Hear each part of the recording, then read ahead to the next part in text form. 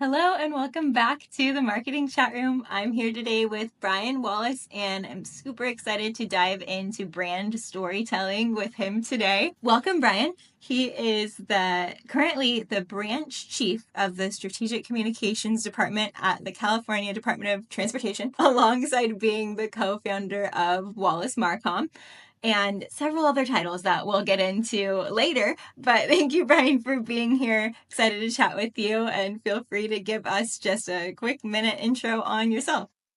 Well, Kayla, thanks for having me. This is super fun. Excited to be on the chat today. A little bit about me. I'm a marketing graphic designer background, worked in technology marketing for many, many years, moved into the public sector, which is very different, but really enjoying that. We're focusing mostly on talent branding and talent marketing. So it's a little bit different, but kind of under the same kind of umbrella. And got a lot of background in doing a lot of graphic design work, as I mentioned. I'm an artist as well, so it all kind of fits together. But that's a little bit about me. Yeah, for sure. Super, super exciting. And Brian's also an artist near my area and has some really cool locally based children's books too that I'm sure we can talk about later. But just a little fun fact for you there. So we're going to jump into storytelling and brand story and how brands can communicate their value through the utilization of storytelling as a tool. So first of all, I just wanted to ask you, how do you define brand story? Well, I think I actually brought this book today to share with you, but this is a book called Building a Story Brand. It's by Donald Miller. And I read this book and I actually thought I understood branding really, really well until I read this book. And I'm going to tell you that there's some cool things in here that are, they call them the 7 elements of great storytelling. And it feels so obvious, but when you read it, it doesn't always feel like, oh, this is common sense, but maybe not common practice.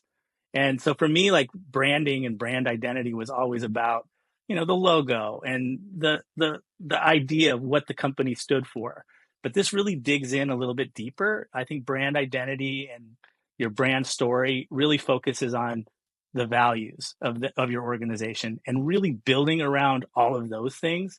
And I think that that's one thing that, when you really dig into storytelling and branding, when you really start talking to people, you can really start to figure out whether or not the hard part has been done.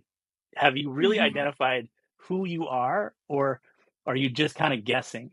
And, working with big organizations or small organizations, when you do some interviews and you start talking to people, if the stories sound the same, I think some of the hard work has already been done. But a Uh-huh. lot of times the story is very, very different, right? Yeah, that's super interesting. So you're talking about like people who actually work for that said brand. They might all tell a different story about the brand itself. Yeah, what I've found is that, depending, no matter what size the organization is, you start talking to people. One of the things that I think is interesting is, you have some folks that will say one thing about the brand, and then you'll talk to somebody else, and it seems like there's a little bit of conflict in the way that they explain it. And I think I got a good example. I worked with an organization that was kind of in the technical space. And I talked to somebody and they said, hey, one of the things that makes us unique is that we're a technical team, but we kind of have the blue collar kind of spirit. And I talked to somebody else and I said, I talked to another person on the team, and they said, you guys have a blue collar spirit. What does that mean? And the other people on the team were like, that's not what we say. We don't use those terms. Blue collar is, more for like, what we do is very technical. It's not blue collar. And it's more about, yes, there's certain things about the idea behind the blue collar. We work for way from the bottom to the top. We've all done every single job that you could possibly do here. So the spirit of it was there, but the words were wrong. Mhm. And I think that that's really key. And when you're really identifying your brand story and your brand value, is to figure out what are the words that you want your employees to use, or which ones are the ones that the employees want to use when they're out there Yeah. talking about what they do.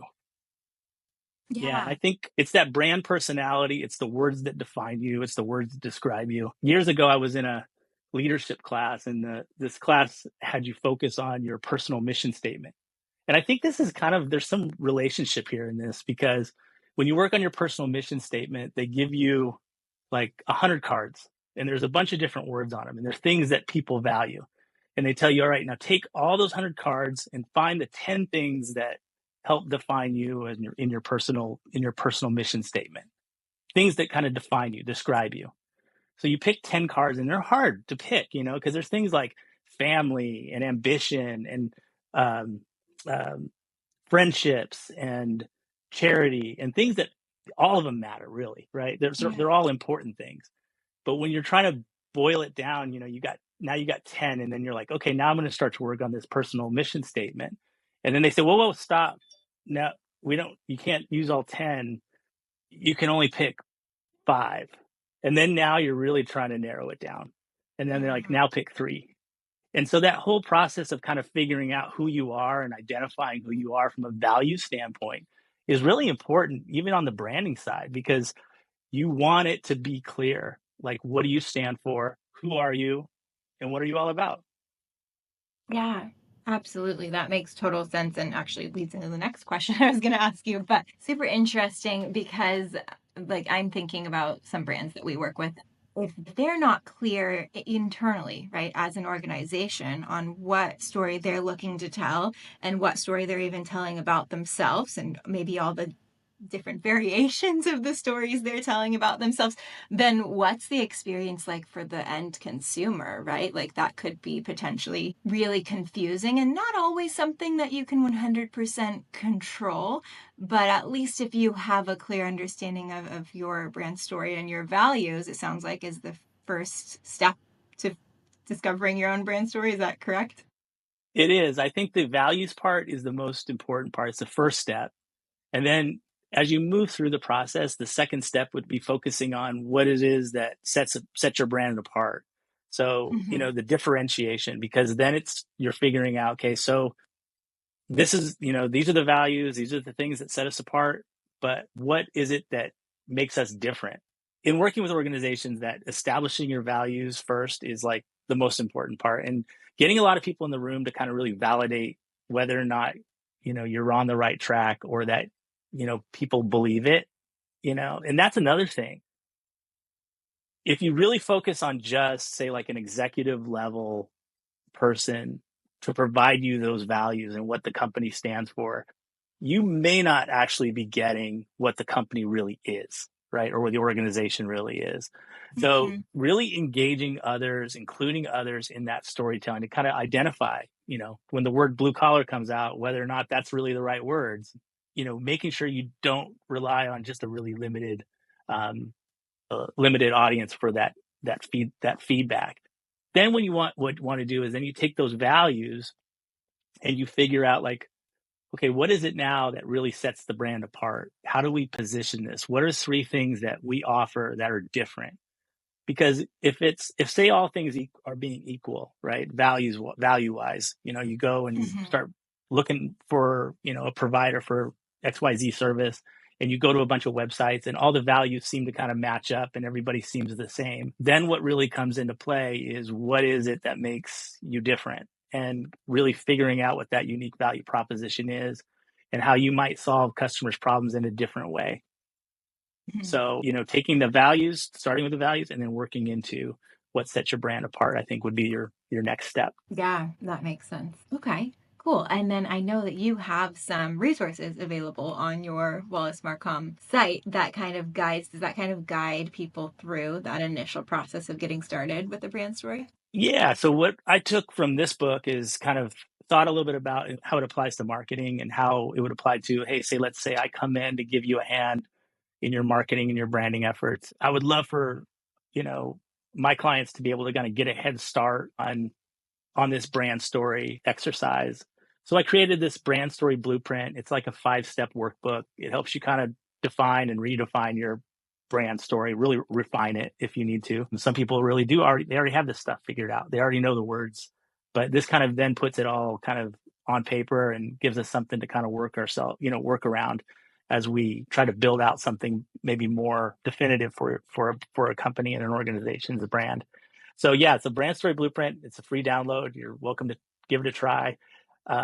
This is also something I use just kind of to really determine real appetite for whether or not a company is serious about taking these steps, because it does take some kind of work up front, and a customer is willing to kind of take this document and put in some time and kind of work through this. By the time we get started, some of the hardest part of the process is kind of out of the way. Yeah, It's all on the same page, right? for sure. Yeah, that's awesome. I might have to borrow that and loop that into a couple of client conversations sometimes, because All you want. it can be hard, like, because I'm on the digital marketing side of things, right? Like, which should be a couple steps after what we're talking about here today. But sometimes we find, clients aren't quite there yet, and we're like, okay, let's talk about values and how this aligns with the messaging that we're putting out into the digital space. And sometimes it's just, they don't quite know. Like, they need to refine what are our values, what are the words that we say about ourselves, what are the words that we want other people to have an association with our brand. Like, what are they thinking about us, saying about us, talking about us? So with that, as far as like let's say you've worked with a client, they're narrowed down on their values and their storytelling, they're very clear, they're ready to go. How do we kind of keep that going over time? Like, we don't want to be just putting the same exact story out there every day, right? About who they are as a brand. How do you keep Right. that from like getting stale, like keep it fresh? Yeah, I think what then you're able to do is then take who you are, what you've done, and really try to find those examples that really showcase everything that you've put into this, right? The story that you can Mm-hmm. tell about, the client that you helped do XYZ, and then are able to go back and look at the values that you've already kind of established, and show how your approach, or how your influence has helped this customer in a very unique way. So I think the exercise itself is a great starting point, and I think there's so much that comes off of it, and it starts to become very organic in my experience, because, like I said, the from a branding perspective, this isn't just about just figuring out how to put the wrapper on for an organization. It's also doing a lot that's helping the organization internally. It's helping them kind Yeah. of go from, like, hey, we're just here doing this, and, there's nothing special here. And I think Mm-hmm. sometimes you hear that. It's like, you know, it's just what we do. They know it's special, but they haven't figured out how to tell the story in a way where they can let everybody else know, like, there's more to this than just, whatever it is they do, selling widgets, or, turning screws, or whatever it is. The Yeah. idea is that they can take this story and really wrap their arms around it and let it become who they are as an organization. And I think it does. It gives so much more. There's so much more to it than just the branding side of it. It's an identity Yeah. thing, right? It's who you are as an organization. And I think, now I'm in talent branding, and that's a big part of what we focus on in talent branding, is like the organization, the culture. It's who we are. Everybody's on board, everybody's behind it, because they understand it, they know the words, they understand the values, they live the values, they show how they live the values. There's so much more that comes out of this exercise than just a refined brand. And section 5 of Yeah. the blueprint is focusing on how metrics define brand success. So from your digital marketing perspective, I think it really starts to look to, okay, how do we know that this is really working? What are the things that Mm-hmm. we're going to use to figure out how to measure the success of our brand story, and where are we going to, how are we going to measure it, and where will we measure it, right? Right. Yeah, that's a really good point. It's not always about like the external branding, but the internal communications is an important piece too. Talent, yes, very important. And then yeah, how does that translate then down the funnel, down the road a little bit, right? To the actual marketing metrics that you're putting out there and the social listening to find out what people are saying about you. So it really is a comprehensive exercise, it sounds like. Yeah, and I think the ones who do it really well, I think these clients, their customers start to echo their brand value. It's how they communicate out with referrals and references. Like, these companies, if they've really done a good job of establishing their brand story, they really live the values, they prove it out in the work that they do, the customers will help kind of propel that message, amplify that message for you. Yeah, absolutely. Yeah, if it's very, very clear and consistent, then the market should almost do that piece for you as time goes on. And Yeah, then, yeah. I mean, that kind of ties in for me, at least. I would love to know your opinion on this, like influencer marketing and social media, just things people post, because then you're kind of getting that other side of it, right? Where people are then having their own stories to tell about your brand. Yeah, and I think if the words that you push out there into the world, right, are ones that people have heard before, those are the words that they'll use when they talk about your brand. And it's that consistency, I think, that is so critical with like when others talk about your brand, that they're accurately representing who you are, who you want to, how you want to be known in the marketplace, right? Yeah. One more thing I wanted to ask you about. You had mentioned the continue, stop, change framework. Curious how that can be applied here and just for marketing in general. Yeah, continue, stop, change is something that we came up with. I actually inherited a pretty big marketing operation that was basically supporting several brands under a single umbrella. So we had one team that was supporting several brands. And what we found was that a lot of these brands had done things for a long time because that was their strategy. Their strategy was built around maybe some certain tactics or some certain marketing strategies. And what we've discovered was that some were doing well and some were not doing so well. And so we decided to go ahead and put everything, under the lens of continue, stop, change. And if the idea was is that we were going to focus more on the metrics, whether or not these things were really resonating or working. Just because we liked doing them wasn't a good enough reason for us to continue to do them, right? Yeah. So continue, obviously that's easy. If the metrics suggest that this activity is worthwhile, then we continue, right? And we keep doing it. We might evolve it a bit. The plan was to continue to focus on that particular tactic or that strategy. The stop is easy. That's where, like we're doing this, the yield is low, nobody's looking at it, nobody's watching it, these things, these nobody's reacting on these posts. We're doing the listening, it's not resonating. If we really want to do it, if we really want to keep doing it, and there's, like I said, there were certain parts of there's certain tactics that were really hard to kind of unhook from for some of these organizations. So we're like, we'll continue to support you, but something's got to change. And so we would make recommendations on what changes make sense. So the continue, stop, change put everything in a different, under, like I said, under a different lens, gave us a chance to kind of look at things in a way where we said, let's figure out the best way forward. Whatever's high yield, we're going to keep doing that. Whatever's low yield, either we stop or we figure out a better way to do it. And I think it's a really simple way for us to connect with the team. And I think we ended up kind of getting a lot of the things out of the way that were really taking up a lot of our time that weren't really providing really good results for us. So again, another one of these really simple ideas that seems, seems simple, and, simple as an idea, but not always common practice.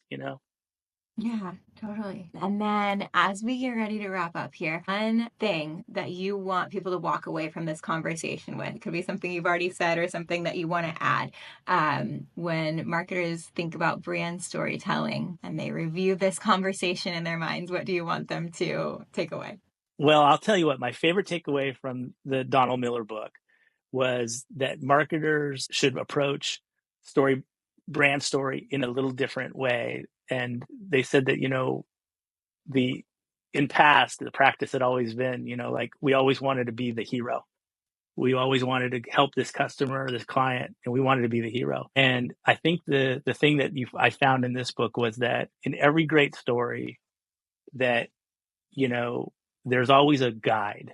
It's either Yoda or Obi-Wan Kenobi or whatever it is. It's always a guide that's helping the hero. And the idea here is that when you're building a story brand, and when I'm building something for a customer, I'm trying to help them be the guide in the story. And it's a different perspective, it's a big shift. But as a marketer, when we're working with a client, I'm trying to be the guide too, right? Like I'm helping them. I'm going to let them be the hero. I want them to tell the story. I want them to come up with their brand story. I want them to understand their brand value, but I am going to be the guide in this. They're going to be the ones who are going to actually get it done, and they're going to be the ones who are going to execute on it. So I think that would be the thing that I'd say you could take away from this. So I'm always looking away to try to be a good guide and not trying to be the hero. Yeah, for sure. I think any brand, any type of brand can take that away. We want to make our clients or patients or, whomever they are, the hero of their own story and just tie that Right. into our brand and how we can support them in that journey. Yeah. I love it. Awesome. Well, thank you so much, Brian, for joining me today on the Marketing Chat Room. And you can connect with Brian on LinkedIn. I'll drop that in the show notes. And thank you for tuning in. Bye. Thank you.